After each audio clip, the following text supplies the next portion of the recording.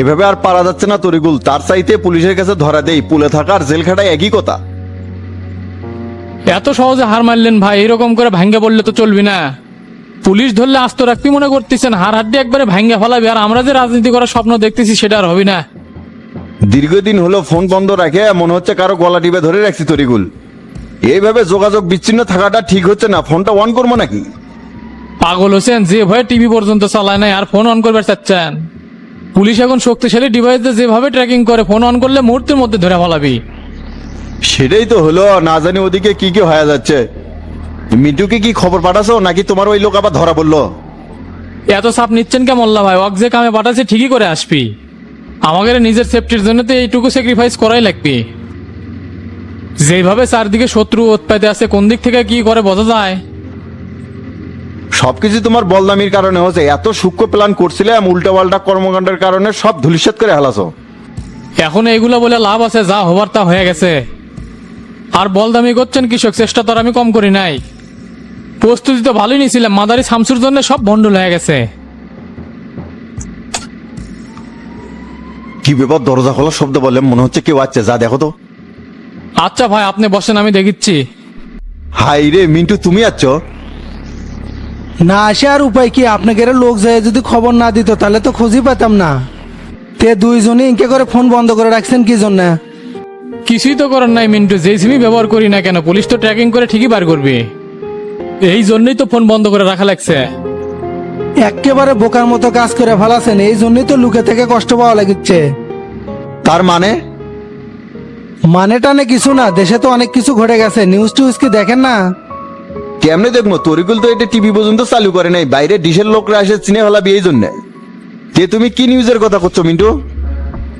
শামসু তো পদত্যাগ করে জনতা পার্টির থেকে ভাগছে। কিসের পুলিশ কিসের কি, সবকিছু তো এখন আমাদের নিয়ন্ত্রণে চলতিছে। আলহামদুলিল্লাহ, এটা তুমি কি খবর শোনালে মিন্টু? কেমনে এত সব হলো? তোফায়েল আর হানিফ গ্রুপের কল্যাণে হাজি মতি দুলু সহ যারা জেলে বন্দী আছে তাদের জামিনের আলোচনা চলতিছে।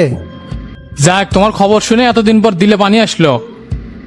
গত এক সপ্তাহ ধরে আপনাদেরকে অনেক জায়গায় খুঁজছি ভাই, আর আপনারা যে এইরকম একটা জায়গায় ঘাপটি মারে আছেন সেটা তো চিন্তাও করতে পারিনি।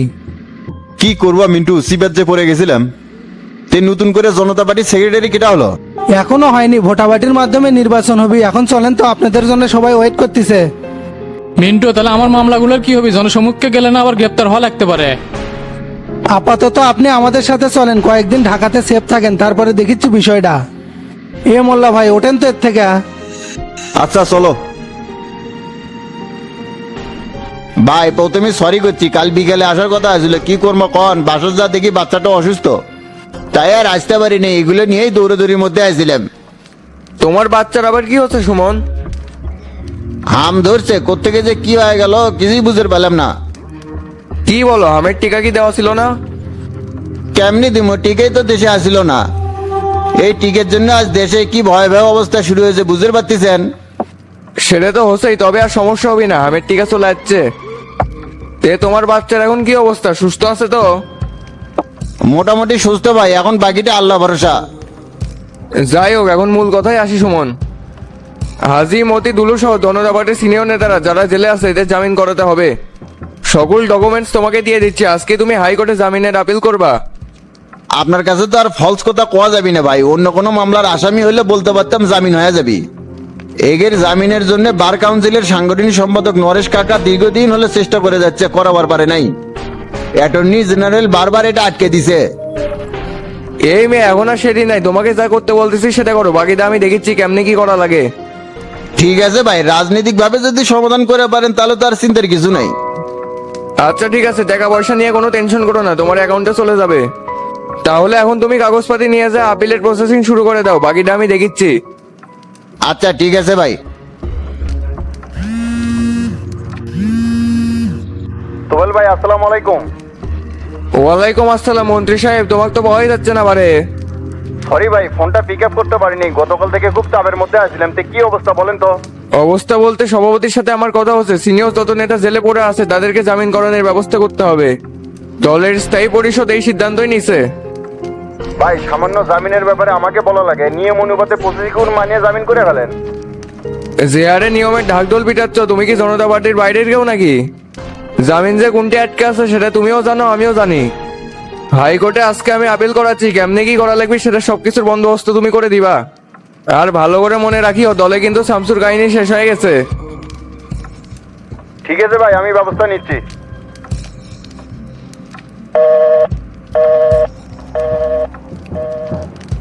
ভাই আসসালামু আলাইকুম। ওয়ালাইকুম আসসালাম। শফিক বসো। জি ভাই বসেছি। শপথ শেষ হয়ে গেছে, স্পিকার শপথ বাক্য পাঠ করালো নাকি? হ্যাঁ ভাই, নিয়ম অনুযায়ী তো স্পিকারেরই পাঠ করানোর কথা, ওটি তো প্রধানমন্ত্রী উপস্থিত ছিল। যাক, সবকিছু তো ভালোভাবেই হলো, এখন মাঠে নেমে পড়ো। মনে রাখবা শফিক, ঘর যদি ঠিক না থাকে তাহলে কোনো কিছুই ঠিক থাকে না। এখন বগুড়াকে কিভাবে গোছাবা সেই চিন্তা করো। সেটা তো অবশ্যই ভাই, তবে আপনাদের পরিকল্পনা থাকলে বলতে পারেন, ওই অনুযায়ী কাজ করব। বগুড়া জেলাতে শামসুর পরিবারতন্ত্রের পতন ঘটাতে হবে। আর মনে রাখবা, শামসু কিন্তু জনতা পার্টির এখন কেউ নয়, তাই তোমার জন্য কাজ অনেক ইজি হবে। কেমনে হবে ভাই? জেলা কমিটির সভাপতি হলো শামসুর চাচা আর সেক্রেটারি হলো হাবিব। এরা তো আমার কথা মেনে চলবি না, তার সাথে আপনি ওই কমিটিটাই বাতিল করে দেন। চাইলে তো আর কমিটি বাতিল করা যায় না, সেটার জন্য ধৈর্য ধরতে হবে। আর এই কমিটিও তো সবে মাত্র দেওয়া হচ্ছে, মেয়াদ উত্তীর্ণ না হওয়া পর্যন্ত বিলুপ্তি করা যাবে না। তবে এই সময়ের মধ্যে যদি বড় কোনো অকারেন্স ঘটাতে পারো তাহলে বাতিল করা সম্ভব। বুঝতে পারছি ভাই, আমাকে কিছু একটা করতে হবে। শফিক চুপ করো, সভাপতি ফোন দিছে। লিডার আসসালামু আলাইকুম। ওয়ালাইকুম আসসালাম। তোফায়েল, নিউজ দেখছো? দেখছি তো, বেগুনবাড়ির জঙ্গলে গোলাগুলি হচ্ছে। খালি গোলাগুলি হয়নি, 3টে লাশও পাওয়া গেছে। পুলিশ তো বিপুল পরিমাণ গোলা বারুদ আর আগ্নেয় অস্ত্র উদ্ধার করছে। আর এগুলো কেমনে ঘটলো কেউ তো কোনো কিছু বলতে পারতেছে না। এরা সন্ত্রাসী আসছিল লিডার, মারা গেছে আপদ বলাই সাপ হচ্ছে। তুমি যে চোখে দেখতেছো আমি কিন্তু সে চোখে দেখতেছি না। শামসু জনতা পার্টি থেকে চলে যাওয়ার পর থেকে এলে ঘটনা শুরু হচ্ছে। এলে সবকিছু কি আমি সামলাবো আর তোমরা বসে থেকে আঙ্গুল চুষবা? আপনি যে হারে শামসুর ঢোল পিটাচ্ছেন লিডার, আমার তো মনে হয় এগুলোর পিছনে শামসুই আছে। তার চেয়ে একটা কাম করেন, ওই শালা গ্রেপ্তার করে রিমান্ডে নিলেই সব পরপর করে বের হয়ে যাবে। তোমরা সবসময় শামসুর পিছে পড়ে থাকো কেন? তার প্রমাণ ছাড়া গ্রেপ্তার করা যাবে না, এত করে দেশে বিশৃঙ্খলা হতে পারে। তাই এলে ফাও পেশাল বাদ দিয়ে শক্ত সমর্থনে একটা প্রমাণ নিয়ে আসো, আমি ধরার অর্ডার দিয়ে দেবো। ঠিক আছে লিডার, বলছেন যেহেতু আমি দেখিচ্ছি। ভাই নিউজ পেলাম শামসু তো এলাকার ঢুকছে। ঢাকা শহরে বিশৃঙ্খলা প্যাকেজ ইকোনে এলাকাতে ঢুকছে, সে আমি বেশি দিন টিকবি না। জনতা পার্টির বুড়ো আদামজাদা করে আগে বের করি, তারপর কাক কাক চেঁচা লাগে সেটা দেখিচ্ছি। হ্যাঁ সেটাই ভাই, সভাপতির কথা 250 ঠিক নাই, সুযোগ পালি শামসুর পক্ষ লিচ্ছে। তাই তো হলো শফিক, এই জন্য সভাপতিকেও সাইড করার চিন্তা ভাবনা চলিচ্ছে। একবার যদি তাকে সরাতে পারি, পুরো জনতা পার্টির নিয়ন্ত্রণ আমাদের হাতে চলে আসবে। আর তখন পুরো বাংলাদেশ আমরাই শাসন করবো। তখনই তো ভাই রাজনীতি করে মজা পাওয়া যাবে, টাকা ইনকাম করবেন না পারলে কি অবস্থান শক্ত হয়। যেভাবে শামসুর লোক আর মিডিয়া পিছনে লাগে আছে, সামান্য এদিক সেদিক হলে নিউজ হয়ে যায়। তাই এভাবে তো আর রাজনীতি করা যায় না। করা যায় না, করতে হবে, যেহেতু দায়িত্ব ব্যস্ত। এখন থেকে বগুড়ার সকল সিন্ডিকেট তুমি হ্যান্ডেল করবা। আর সামনে গেলে জাতীয় নির্বাচন, তখন কিন্তু প্রচুর টাকা ইনভেস্ট করতে হবে। ঠিক আছে ভাই, বুঝতে পারছি, আমার জন্য দোয়া করবেন। আমি এলাকা বিলা চলে গেলাম, যা করার কর্মনি। আচ্ছা যাও, আর যা যা বললাম সেই মোতাবেক কাজ করো।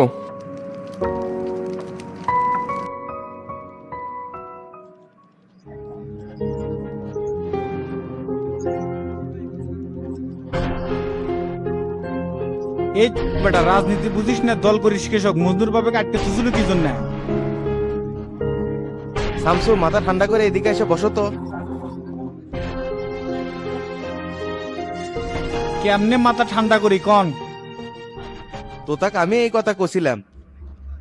আপনি কৃষক পদ্মানি করে এই কাম করবে গেছিলেন, আর যখনই ফোন দিচ্ছিলেন তখনই করছিলেন পরিবেশ ভালো, মূলও ভালো ছিল।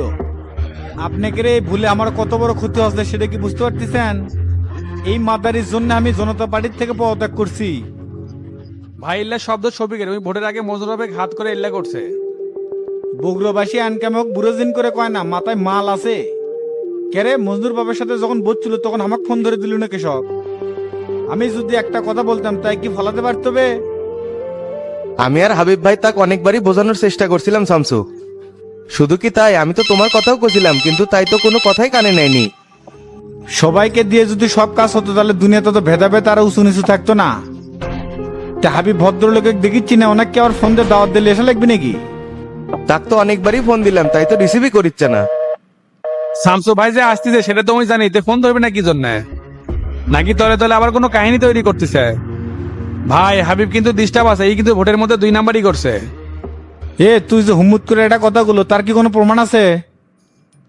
প্রমাণ নাই, তবে নির্বাচনের আগে বেশ কয়েকবার শফিকের সাথে দেখা করছে। এটি তো আর প্রমাণ দেওয়ার কিছু নাই, বোঝাই যাচ্ছে কাহিনী কি। দেখা করলেই যে সমঝোতা হয় তা কিন্তু না। সকাল থেকে কিন্তু দোয়েলে প্রচুর ভোট পড়ছে, যখনই মজনুবাব মিডিয়ার সামনে আসছে তখনই শফিকের মার্কেট ভোট পড়া শুরু করছে। আর তুই কত বড় গর্ধব, মজনুর বাবে যেহেতু আটকে রাখছিস সেখান থেকে আর পালালো কিভাবে বে? ওটাই তো ভুল হয়ে গেছে ভাই। এটাই রাজনীতি, একটা স্টেপ ভুল করলে ওপর থেকে নিচে পড়তে হয়। ভুল তো আমি করছি বে, তোর মতন অযোগ্য লোকের নমিনেশন দিয়ে। যা হবার হয়ে গেছে শামসু, এগুলো পেশাল পেরে তো আর সমাধান করা যাবে না। তা তুমি এটার জন্য এত বড় সিদ্ধান্ত নিবার গেলে কে? এখন তো আমরা ভয় আছি, না জানি কখন ব্যান কমিটি বিলুপ্ত ঘোষণা করে দেয়। কিছুদিন ধৈর্য ধরে থাকেন, চেন অফ কমান্ড মানে রাজনীতি করেন, চাইলে কি আর কমিটি ভেঙে দিয়ে পাবি? সামনে আমি নতুন দল গঠন করছি, না হলে কোন এক দলের সাথে জড়ে যাচ্ছি। তারপরে কি করা লাগবে না লাগবে সেটার সময় হলে আপনাকে জানিয়ে দেবো। ভাই আমার একটা কথা ছিল। কি কথা ক? মজনুরের এই মামলা ডিসমিস করা লাগবে, আর এইভাবে রাজনীতি করা যাবে না। যেহেতু মামলার বাদী মরে গেছে, তাই মজনুরের এই মামলাটা ডিসমিস করে দেন। আর এইভাবে রাজনীতি করা যাবে না, যে কোনো একটা পদে থাকা লাগবে। আমাকে একটু গুছিয়ে উঠবে দিরে তোতা, তারপর তো ভালো একটা জায়গায় নিয়ে যাবনি। আর মজনুর বাপ যেহেতু মরে গেছে, মামলাটা এমনি দুর্বল হয়ে যাবে, টেনশনের কিছু নাই। আচ্ছা চাচা, মজনুর বাপ বাদ দিয়ে বাড়ি তার মুরব্বীকেরা আছে? ওর ভাইস্তে ফারুক উইতি এখন সবকিছু দেখাশোনা করিচ্ছে। কালকে ফারুকে একটু আমার সাথে দেখা করতে বলেন তো। আর তোতা তুই মন খারাপ করিস না, মাথা মতো গরম হয়ে গেছিল তো, তুই বাড়ির যা, কালকে দেখা হবি নি। আচ্ছা ঠিক আছে ভাই, আসসালামু আলাইকুম। ওয়ালাইকুম আসসালাম।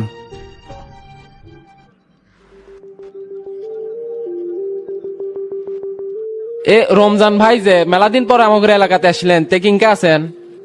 আসি তো ভালোই রে গোল্লা, তে তোর দিনকাল কিংকা যাচ্ছে?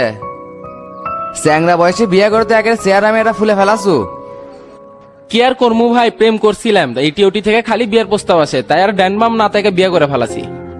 আর আমার বড় ভাইরে এখন পর্যন্ত বিয়েই করলো না। অগের কথা বাদ দিয়ে ওর আর বিয়ে করবি না, লায়ের বয়স হয়ে পড়ে থাকবি।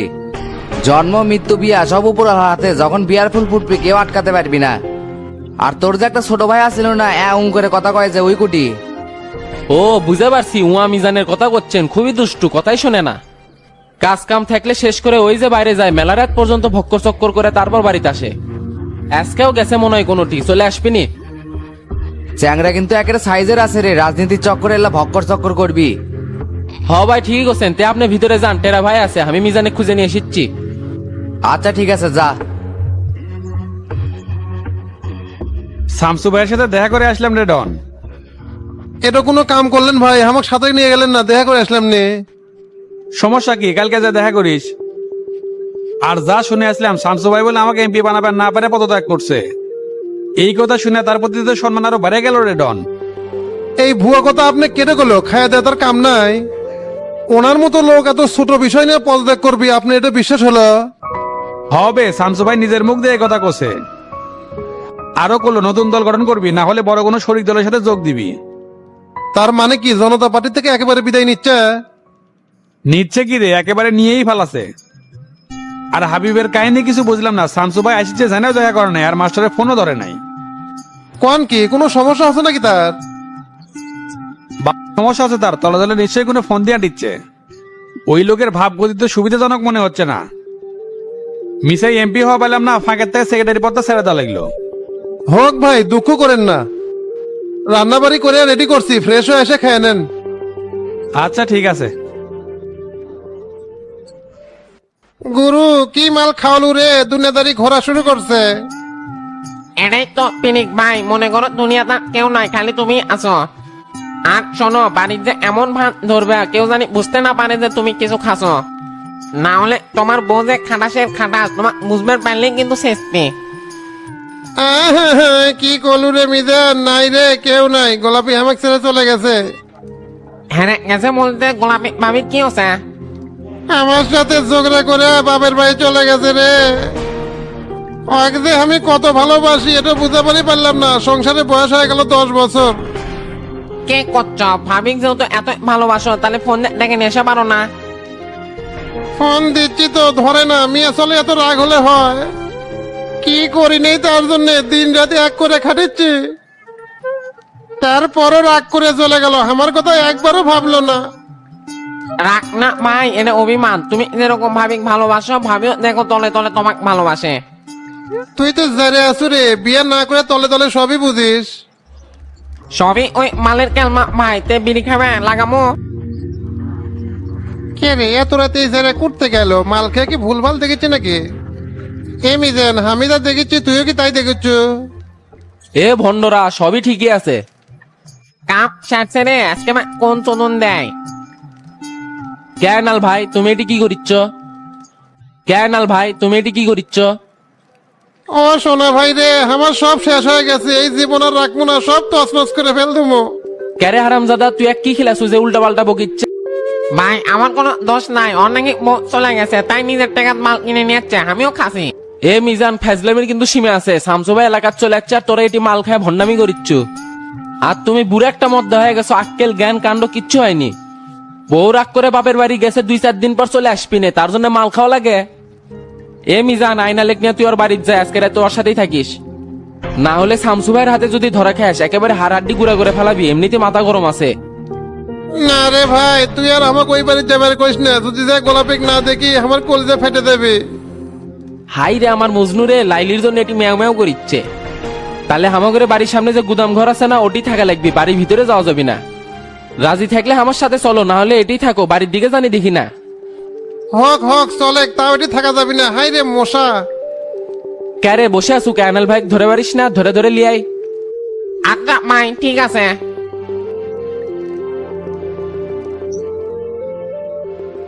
কে রে চেয়ারম্যান, খবর কি?